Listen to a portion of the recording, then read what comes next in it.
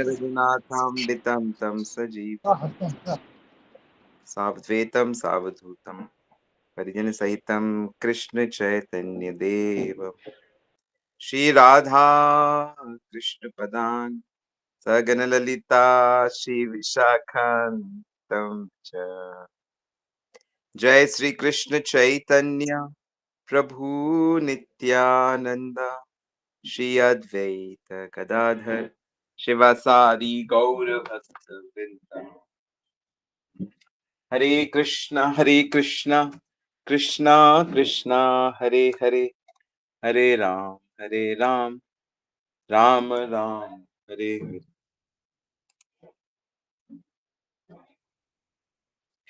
हरे कृष्णा, सभी का स्वागत है नित्य श्रवण की कथा में। और आशा करता हूं कि आप सब लोग बहुत प्रसन्नचित्त हैं आज।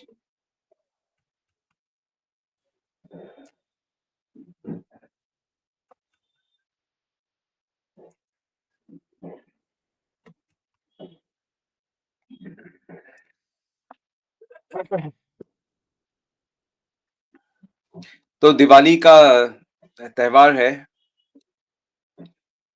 हर साल आता है। तो बेसिकली जैसा आप जानते हैं कि भगवान का स्वागत किया जाता है।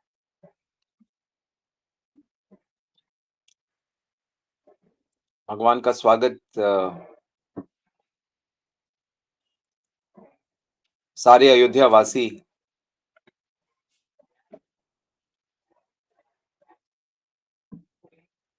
चौदह वर्ष के उपरांत भगवान के पुनः दर्शन करते हैं।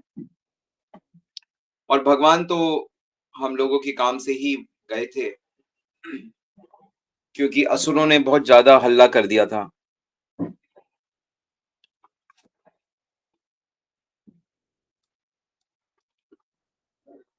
तो ऐसे ही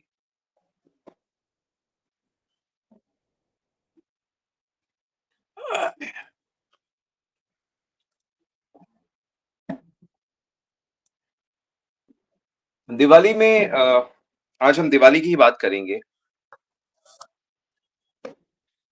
दिवाली में एक चीज बड़ी अच्छी लगती है कि दुकानों में मिस्री की वो मिलती है, खिलौने की।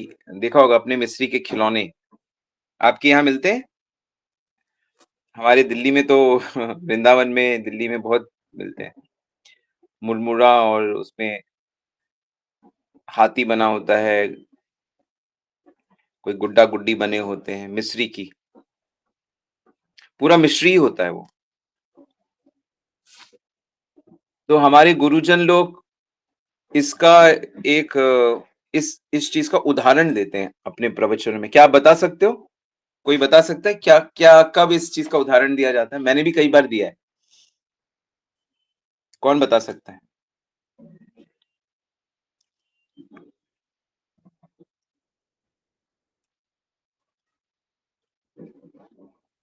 किसी को मालूम है? एक मिनट। हाँ, अब आप अनम्यूट कर सकते हो।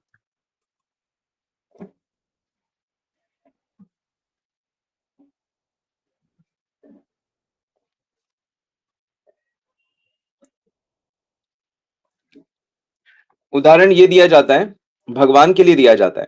जैसे कि मिस्री की जो गुड़िया है वो कहीं से भी आप छुओगे तो वो मीठी लगेगी। वो मिस्री ही है, कुछ और है नहीं उसमें। ये नहीं कि उसके अंदर कुछ है। तो भगवान जो होते हैं, भगवान के अंदर कुछ नहीं होता है। भगवान जैसे बाहर से चिन्मय तत्व है, अंदर से भी चिन्मय तत्व। हम लोग जैसे बाहर से हाड़ मांस का शरीर है हमारा, अंदर से हम लोग आत्मा है। लेकिन भगवान का बाहर से और अंदर से कुछ नहीं होता है, भगवान का एक ही होता है। तो भगवान पूरे वो लकड़ी जो मिस्री की गुड़िया या मिस्री के जो जानवर बने हैं, हाथी घोड़ा, वो पूरा वही है। तो वो चिन्मय तत्व है।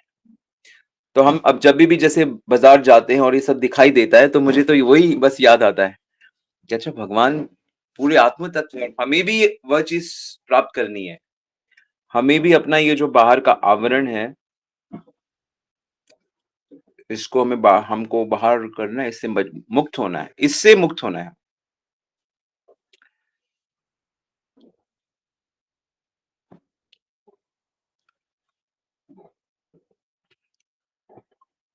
तो ये दिवाली में ये एक चीज बार बार,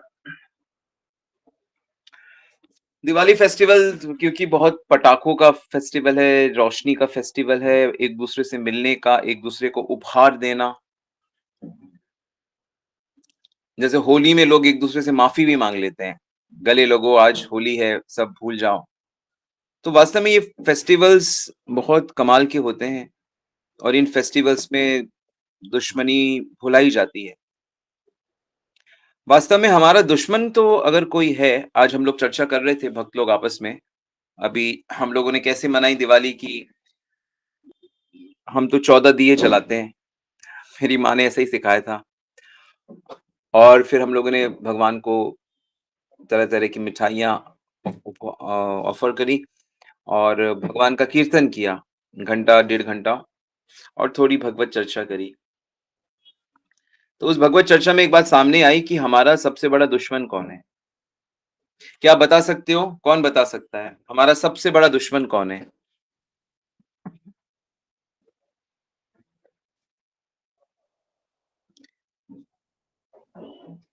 प्रभु जी, मन। मन तो भगवान ने कहा सबसे अच्छा दोस्त है। नहीं, अगर मन अच्छा सोचेगा तो हमारा दोस्त है, अगर बुरा सोचेगा तो हमारा दुश्मन है। कोई और ठीक से बताए, सबसे बड़ा दुश्मन कौन है हमारा? या आप जिसको हम सबसे म्यूट म्यूट कर लीजिए, आप म्यूट कर लीजिए। कौन बताएगा? मैसेज में लिखें, मैं देखूं जरा। हमारा सबसे बड़ा दुश्मन कौन है? मन तो भगवान ने सबसे अच्छा दोस्त भी बताया है।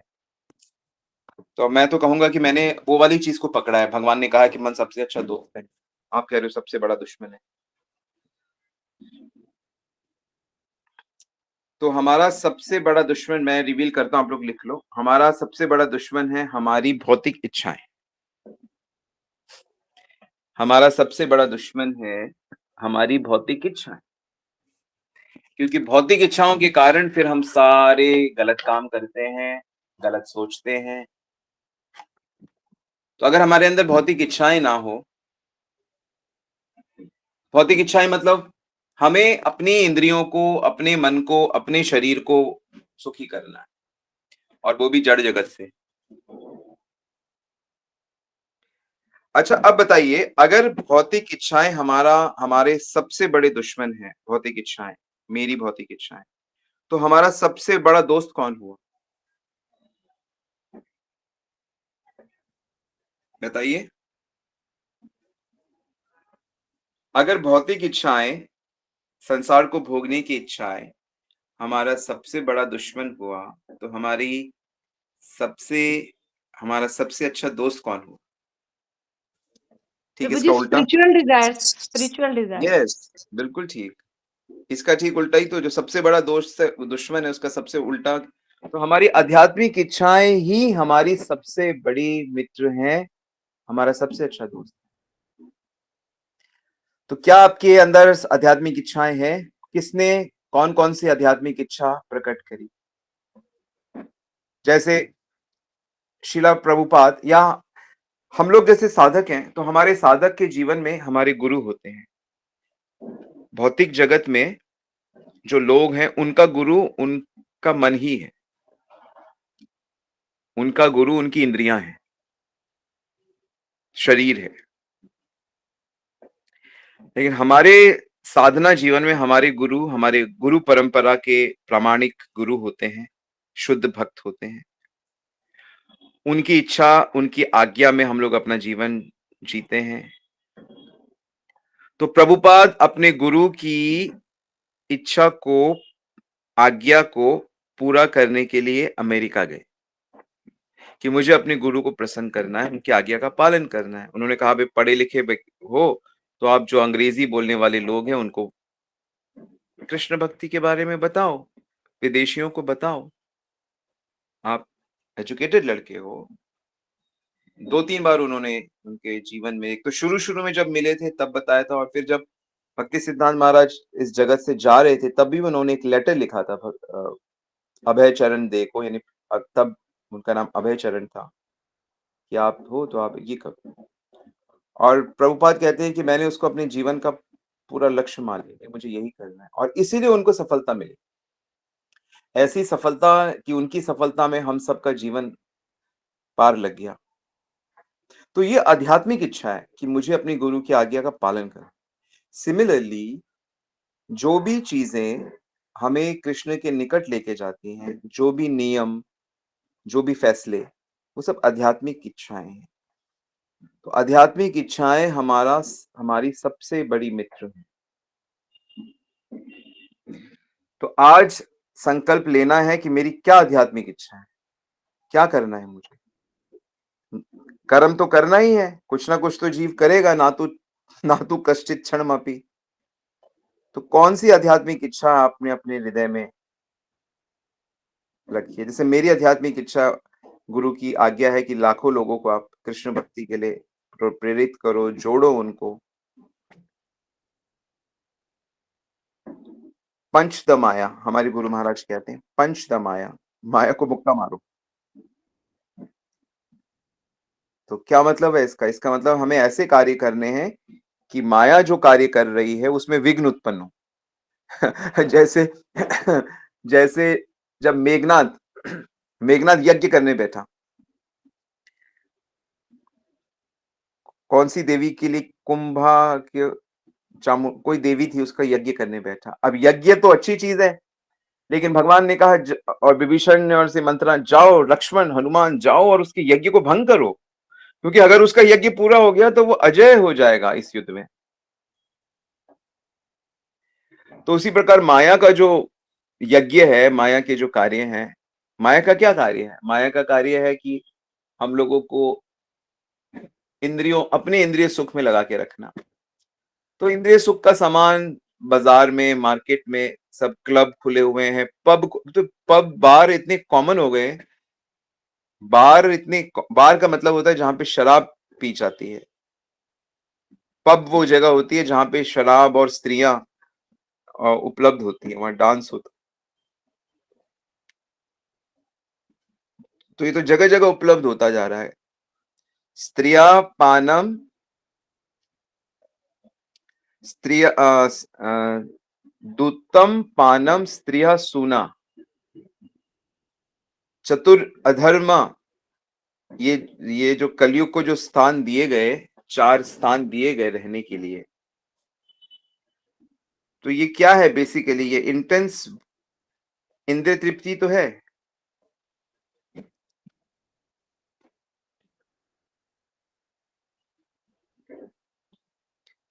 अभ्यतस्था तदा तस्मे स्थानानि कलयो ददो दूतम पानम स्त्रिया सूना यत्र अधर्मश्च चतुर्विधा। तो कलयुग को 4 स्थान दिए रहने के लिए, शराब जहां पी जाती है, जहां जुआ खेला जाता है, जहां अवैध पर नारी का संग किया जाता है, और जहां मांस हिंसा होती है, मांस खाया जाता है। तो ये यत्र अधर्मश्च चतुर्विधा, ये अधर्म है, ये पाप है 4 प्रकार के। तो ये बेसिकली क्या है? ये भोग ही तो है, इंद्रिय तृप्ति तो है, इंटेंस इंद्रिय तृप्ति। तो हमें ऐसे कार्य करने हैं कि इनके प्रति लोगों का रुझान ना हो, लोग इसके प्रति ना जाए। तो हमारा दुश्मन हमारी भौतिक वासनाएं हैं। तो हमको ये समझना पड़ेगा कि भौतिक वासनाएं, भौतिक इच्छाएं किस तरह से हमें तकलीफ देती हैं। कौन सी 5 तकलीफें होती हैं भौतिक सुखों को लेने जब हम जाते हैं? तो मनुष्य को 5 तरह के कष्ट लेने पड़ते हैं। क्या आपको पता है कौन से वो 5 कष्ट हैं?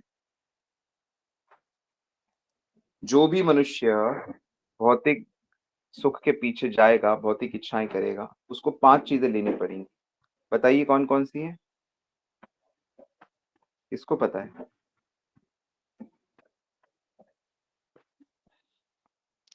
प्रभु जी वो कहते हैं ना, पाभा बाभा, हाँ, क्या है वो? परिश्रम, भय, जो भी पेन। व्यक्ति जो भी व्यक्ति भौतिक सुख के पीछे जाएगा, एक तो उसको भौतिक सुख प्राप्त करने के लिए बहुत कष्ट झेलना पड़ेगा, बहुत परिश्रम करना पड़ेगा। इसको याद रखने के लिए हिंदी वर्णमालिका का पवर्ग कहा गया है, प, फ, ब, भ, म। तो उसको बहुत मेहनत करनी पड़ेगी। और फ मतलब फ से फेन होता है। जैसे गधा, घोड़ा, गाय, बैल के ज्यादा मेहनत करने से उनके मुंह से फेन निकलने लगती है। तो उसी प्रकार हर मनुष्य की, वैसे मनुष्य की निकल तो नहीं रही है, लेकिन हम उसको लाइफ को देखेंगे कि उसकी हालत बड़ी टाइट है, हालत बहुत टाइट है। तो इसका मतलब है कि फेन निकल रहा है। बस इंसान, उफ। ब ब बड़ा इंटरेस्टिंग शब्द है। ब से होता है बंधन। तो उसकी हालत इतनी खराब है, लेकिन वो अपनी हालत को सुधार नहीं सकता। ये नहीं कि उन चीजों को छोड़ के भाग जाए, कि भौतिक इच्छाओं से वो नहीं बच सकता। पत्नी, बच्चे, घर, पिता, ये वो, ईएमआई जारी है लोगों की। बेचारे हम सब कैसे बुरे फंसते हैं, और लोगों को पता नहीं कि इसका सोल्यूशन क्या है। और भ से भय, हर समय भय लगा रहता है, कहीं कुछ हो ना जाए, कहीं कुछ हो ना जाए। और म से मृत्यु, और मृत्यु तो खड़ी है। तो इससे बचने का उपाय क्या है? कीर्तनादेव कृष्णस्य मुक्त संग परम रचे। कृष्ण का कीर्तन किया जाए। सर्वान हरति चित्तस्तो भगवान पुरुषोत्तम। कि हृदय में स्थित जो हरि है, उसकी शरण ली जाए, उनमें मन लगाया जाए। ये उपाय है। सुखी होने का जो उपाय है, वो है कि मन को भगवान में लगाया जाए। तो हमारा सबसे अच्छा मित्र है हमारी आध्यात्मिक इच्छाएं। तो प्लीज प्लीज अपने लाइफ में आध्यात्मिक इच्छाएं लाओ। आध्यात्मिक इच्छाएं होनी चाहिए। भक्तों की सेवा करना, भगवान का गीत गाना, कीर्तन सीखना, कीर्तन ऑर्गेनाइज करना, कीर्तन के लिए सहयोग करना, मंदिर बनवाना, सेंटर खुलवाना, ट्रेनिंग लेना, कितनी सारी। जैसे अनलिमिटेड भौतिक इच्छाएं होती हैं, ऐसे ही अनलिमिटेड आध्यात्मिक इच्छाएं हो सकती हैं।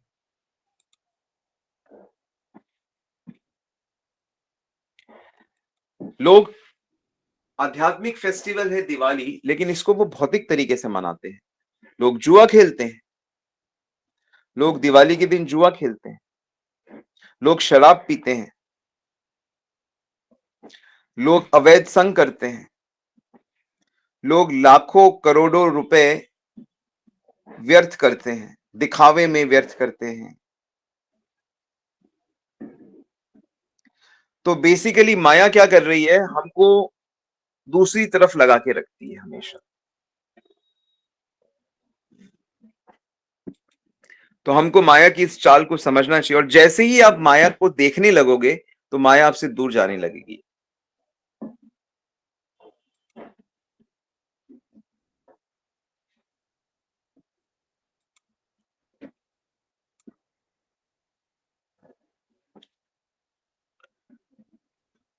मैं देखता हूं कि दिवाली में अब जैसे कई जगह पे लाखों दिए जलाए जा रहे हैं, लाखों ये हो रहा है। ठीक है, मतलब मूल चीज क्या है दिवाली का? जो मैंने जैसे सुबह बताया था कि मूल मतलब क्या है, कि अंधकार, जैसे अमावस्या है तो अंधकार है, अज्ञान का जो अंधकार है, उसमें ज्ञान का प्रकाश दिया जला। मतलब कि हम आध्यात्मिक बन जाएं, हम भक्त बन जाएं, हम भगवान के हो जाएं। हम हृदय में भगवान, हमें भगवान का स्वागत कहाँ करना है? हृदय में ना।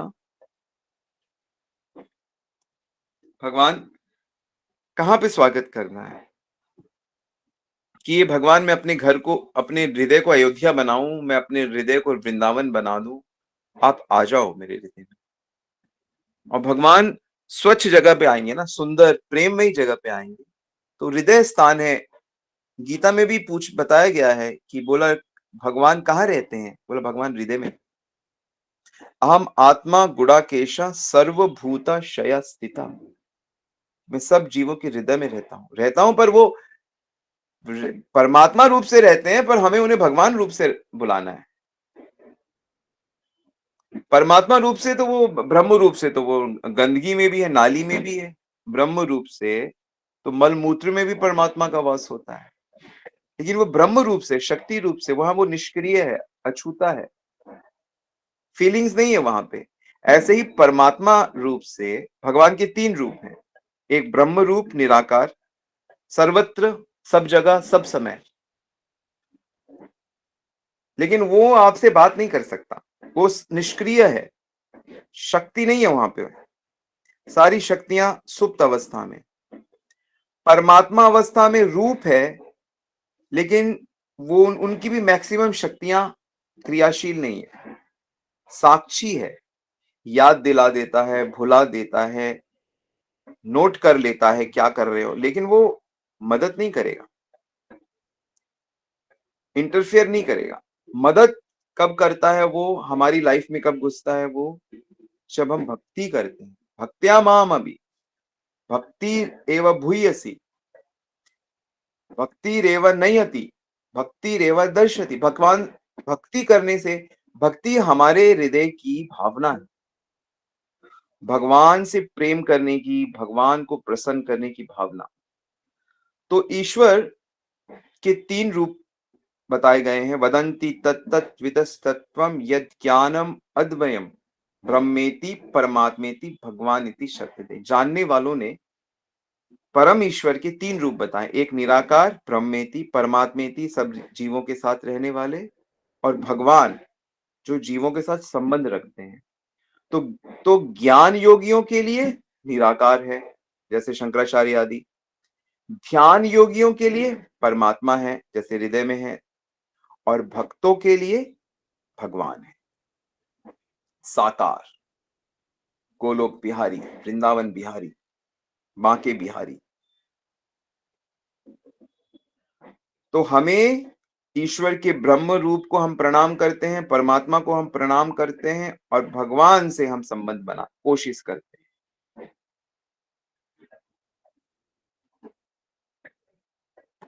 समझ में आ रहा है? तो आध्यात्मिक इच्छा करिए और फिर देखिए आपका जीवन। भगवान से आध्यात्मिक चीजें मांग कर तो देखिए।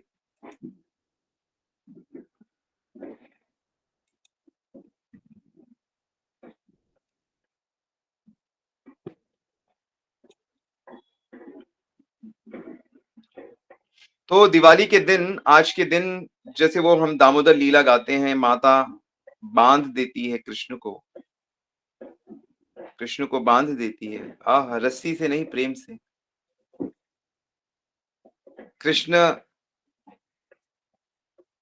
माखन चुराते हैं, कंप्लेन होती है, तो माँ को गुस्सा आता है, तो माँ कहती आज मैं तुझे बांध देती हूँ। ओखल में खड़े होके चुराते हो ना, ओखल के साथ बांध देती हूँ। तो परम भगवान को कोई देख नहीं सकता, छू नहीं सकता। योगियों के, क्योंकि योगी लोग के मन में नहीं आते, भगवान भक्तों के मन में आते। हमें योगी नहीं बनना, हमें भक्ति योगी बनना है, हमें भक्त बनना। हमें ध्यानी, ज्ञानी, कर्मी, कर्म योगी नहीं बनना, हमें भक्त बनना है, हमें दास बनना है भक्तों का। अगर आपको ये बात समझ आ रही है तो ठीक है, नहीं तो फिर ये प्रवचन आपके लिए नहीं है। अब भक्ति योगी की क्लास में। समाज में हर चीज है। समाज में कर्म के पंडित भी हैं, समाज में बिजनेस गुरु भी हैं, समाज में बिगाड़ने वाले भी हैं, समाज में निराकारवादी भी हैं, साधु, समाज में परमात्मा वाले योगी भी हैं, समाज में भक्त भी हैं, समाज में पाखंडी भक्त भी हैं। समाज में सबको ही है। तो हम लोग गिरते पड़ते गिरते, मैं भी पहले भक्त बनने से पहले मैं भी बहुतों से टकराया हूं, ऐसा नहीं है कि मैं तो हरि कृष्णा को सबसे बच्चा समझता था, छोटा बच्चा, ये तो सिर्फ मूर्ति को पूजा करते हैं, ये तो सिर्फ सबसे लो क्लास है, मैं ऐसे सोचता था क्योंकि यही सिखाया गया था बाकी साधुओं के द्वारा।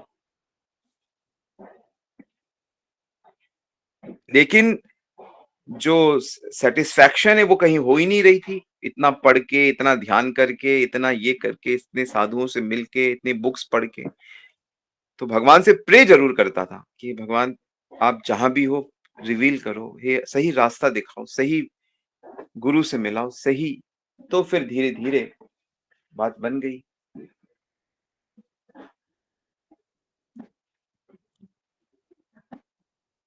बात बन गई।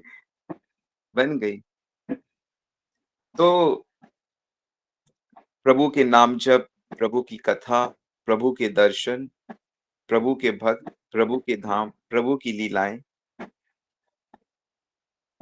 प्रभु के उत्सव, अनलिमिटेड चीजें, ये है जीवन। ये स्पिरिचुअल वर्ल्ड का फॉर्मूलाज है, ये स्पिरिचुअल वर्ल्ड की गाइडेंस।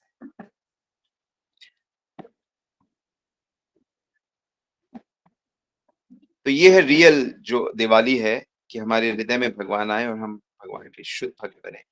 तो आज के दिन ये लीला हुई थी, जो मैं बात कर रहा था, दामोदर लीला आज के दिन हुई थी, और बड़ी सुंदर लीला है। मैं किसी दिन डिटेल में डिस्कस करूंगा, चाहे बिल्कुल समय निकाल के, कई दिन लगेंगे क्योंकि बड़ी बड़ी लीला है, बड़ी सुंदर लीला है। तो आज के दिन आप सब अपने बड़ों से आशीर्वाद लो और प्रण लो कि हम अपने बड़ों के सेवक बने, हम कंप्लेन ना करें। आज एक फैमिली आई थी हमारे नवीन प्रभु की बच्चों के साथ, तो मैंने उनको यही कहा कि आज प्रण लो कि आज से हम किसी का दोष नहीं, किसी को कंप्लेन नहीं करेंगे, किसी व्यक्ति को दोषी नहीं मानेंगे। इस तरह हम अपनी चेतना शुद्ध करेंगे। ओके, सो हरे कृष्णा, धन्यवाद। तो किसी का कोई प्रश्न है तो पूछ सकते हो।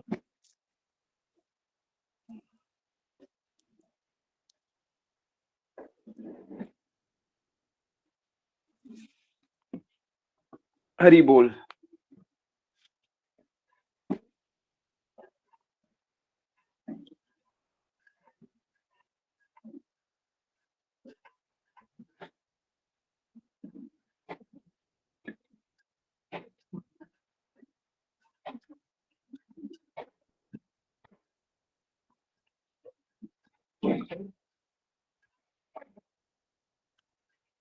ऑल राइट, सो हम लोग रुक सकते हैं यहाँ पे।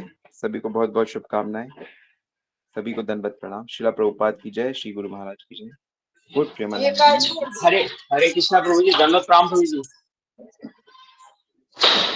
हरे कृष्णा प्रभु जी, दंडोत प्रणाम प्रभु जी। हरि बोल।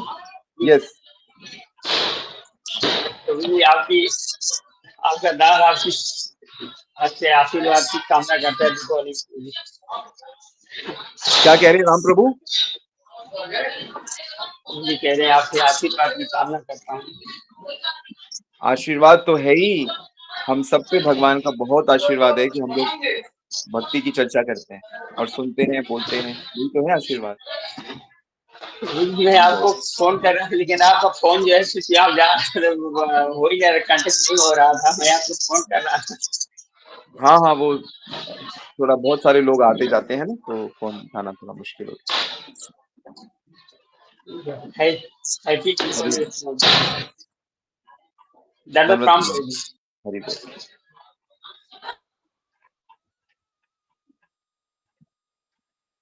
ऑल राइट, सबको दंडवत प्रणाम। Thank you very much.